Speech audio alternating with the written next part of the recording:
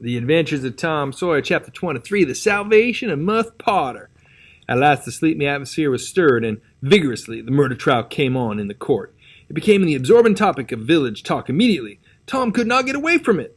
Every reference to the murder sent a shudder to his heart, for his troubled conscience and fears almost persuaded him that these remarks were put forth in his hearing as feelers. He did not see how he could be suspected of knowing anything about the murder, but still he could not be comfortable in the midst of this gossip. It kept him in a cold shiver all the time. He took Huck to a lonely place to have a talk with him. It would be some relief to unseal his tongue for a little while, to divide his burden of distress with another sufferer. Moreover, he wanted to assure himself that Huck had remained discreet. "Huck, have you ever told anybody about that?" "About what?" "You know what." "Oh, of course I haven't." "Never a word?" "Never a solitary word, so help me. What makes you ask?" "Well, I was afeard. Why, Tom Sawyer, we wouldn't be alive 2 days if that got found out. You know that." Tom felt more comfortable after a pause. "Huck, they couldn't get you to tell, could they?" "Get me to tell? Why, if I wanted that half-breed devil to drown me, they could get me to tell. They ain't no different way." "Well, that's all right then. I reckon we're safe as long as we keep mum. But let's swear again anyway. It's more sure." "I'm agreed." So they swore again with dread solemnities. "What is the talk around, Huck? I've heard a power of it." "Talk? Well, it's just Muff Potter, Muff Potter, Muff Potter all the time. It keeps me in a sweat constant. So I want to hide summers." "That's just the same way they go on round me. I reckon he's a goner. Don't you feel sorry for him sometimes?" Most always. He ain't no account, but then he ain't never done anything to hurt anybody. Just fishes a little to get money to get drunk on and loafs around considerable. But, oh Lord, we all do that lessways, most of us. Preachers and such like, but he's kind of good. He gives me half a fish once when there wasn't enough for two, and lots of times he's kind of stood by me when I was out of luck. Well, he's mended kites for me, Huck, and knitted hooks on my line. I wish we could get him out of there." "My, we couldn't get him out, Tom, and besides, 'twouldn't do any good. They'd catch him again." "Yeah, so they would, but I hate to hear him abuse him so like the dickens when he never done that." "I do too, Tom. Lord, I hear him say he's the bloodiest looking villain in this country, and they wonder he wasn't ever hung before." "Yeah, they talk like that all the time. I heard him say that if he was to get free, they'd lynch him." "And they'd do it, too." The boys had a long talk, but it brought them little comfort. As the twilight drew on, they found themselves hanging about the neighborhood of the little isolated jail, perhaps with an undefined hope that something would happen that might clear away their difficulties. But nothing happened. There seemed to be no angels or fairies interested in this luckless captive. The boys did as they had often done before, went to the cell grating and gave Potter some tobacco and matches. He was on the ground floor and there were no guards. His gratitude for their gifts had always smote their consciences before. It cut deeper than ever this time. They felt cowardly and treacherous to the last degree when Potter said, "You've been mighty good to me, boys, better than anybody else in this town. I don't forget it, I don't. Often I says to myself, says I used to mend all the boys' kites and things and show 'em where the good fishing places was and befriend them what I could, and now they've all forgot old Muff when he's in trouble. But Tom don't and Huck don't. They don't forget him,' says I, 'and I don't forget them.' Well, boys, I done an awful thing, drunk and crazy at the time. That's the only way I account for it.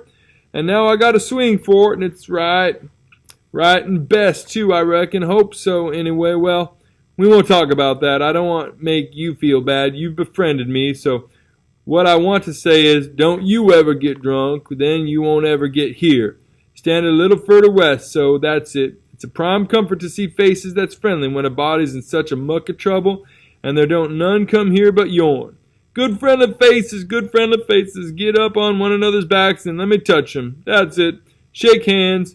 Yourn'll come through the bars, but mine's too big. Little hands and weak, but they help Muff Potter a power, and they'd help him more if they could." Tom went home miserable, and his dreams that night were full of horrors. The next day and the day after, he hung about the courtroom, drawn by an almost irresistible impulse to go in, but forcing himself to stay out. Huck was having the same experience. They studiously avoided each other. Each wandered away from time to time, but the same dismal fascination always brought them back presently.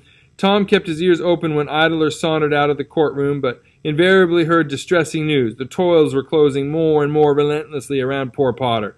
At the end of the second day, the village talk was to the effect that Injun Joe's evidence stood firm and unshaken, and there was not the slightest question as to what the jury's verdict would be. Tom was out late that night and came to bed through the window. He was in a tremendous state of excitement. It was hours before he got to sleep. All the village flocked to the courthouse the next morning, for this was to be the great day. Both sexes were about equally represented in the packed audience.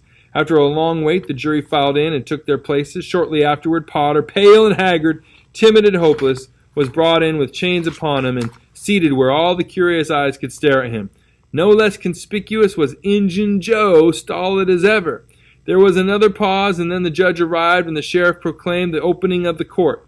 The usual whisperings among the lawyers and gathering together of papers followed. These details and accompanying delays worked up an atmosphere of preparation that was as impressive as it was fascinating. Now a witness was called to testify that he found Muff Potter washing in the brook at an early hour of the morning, that the murderer was discovered, and that he immediately sneaked away. After some further questioning, the counsel for the prosecution said, "Take the witness." The prisoner raised his eyes for a moment, but dropped them again when his own counsel said, "I have no questions to ask him." The next witness proved the finding of the knife near the corpse. Counsel for the prosecution said, "Take the witness." "I have no questions to ask him," Potter's lawyer replied. A third witness swore he had often seen the knife in Potter's possession. "Take the witness." Counsel for Potter declined to question him. The faces of the audience began to betray annoyance. Did this attorney mean to throw away his client's life without an effort? Several witnesses deposed concerning Potter's guilty behavior when brought to the scene of the murder. They were allowed to leave the stand without being cross-questioned. Every detail of the damaging circumstances that occurred in the graveyard upon that morning, which all present remembered so well, was brought out by the credible witnesses, but none of them were cross-examined by Potter's lawyer. The perplexity and dissatisfaction of the House expressed itself in murmurs and provoked a reproof from the bench. The prosecution now said, "By the oaths of citizens whose simple word is above suspicion, we have fastened this awful crime beyond all possibility of question upon the unhappy prisoner at the bar. We rest our case here." A groan escaped from poor Potter, and he put his face in his hands and rocked his body softly to and fro, while a painful silence reigned in the courtroom. Many men were moved, and many women's compassion testified itself in tears. Counsel for the defense rose and said, "Your Honor, in our remarks at the opening of this trial, we foreshadowed our purpose to prove that our client did this fearful deed while under the influence of blind and irresponsible delirium produced by drink. We have changed our mind. We shall not offer that plea." Then to the clerk, "Call Thomas Sawyer."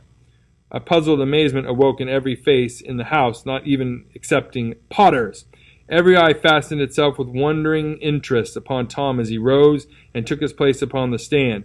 The boy looked wild enough, for he was badly scared. The oath was administered.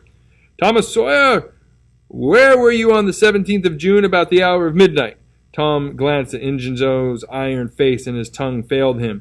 The audience listened breathless, but the words refused to come. After a few moments, however, the boy got a little of his strength back and managed to put enough of it into his voice to make part of the house hear, "In the graveyard." "A little bit louder, please. Don't be afraid." "You were in the graveyard?" A contemptuous smile flitted across Injun Joe's face. "Were you anywhere near Horse William's grave?" "Yes, sir." "Speak up. Just a trifle louder. How near were you?" "Near as I am to you." "Were you hidden or not?" "I was hid." "Where?" "Behind the elms that's on the edge of the grave." Injun Joe gave a barely perceptible start. "Anyone with you?" "Yes, sir, I went there with—" Wait a moment. Never mind mentioning your companion's name. We will produce him at the proper time. "Did you carry anything there with you?" Tom hesitated and looked confused. "Speak out, my boy. Don't be diffident. The truth is always respectable. What did you take there?" "Only a dead cat." There was a ripple of mirth, which the court checked. "We will produce the skeleton of that cat. Now, my boy, tell us everything that occurred. Tell it in your own way. Don't skip anything, and don't be afraid." Tom began hesitatingly at first, but as he warmed to his subject, his words flowed more and more easily.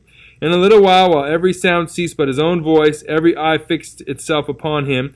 With parted lips and bated breath, the audience hung upon his words, taking no note of time, wrapped in the ghastly fascinations of the tale. The strain upon pent emotion reached its climax when the boy said, "And as the doctor fetched the board around and Muff Potter fell, Injun Joe jumped with the knife and crash! Quick as lightning, the half-breed sprang for a window, tore his way through all opposers, and was gone."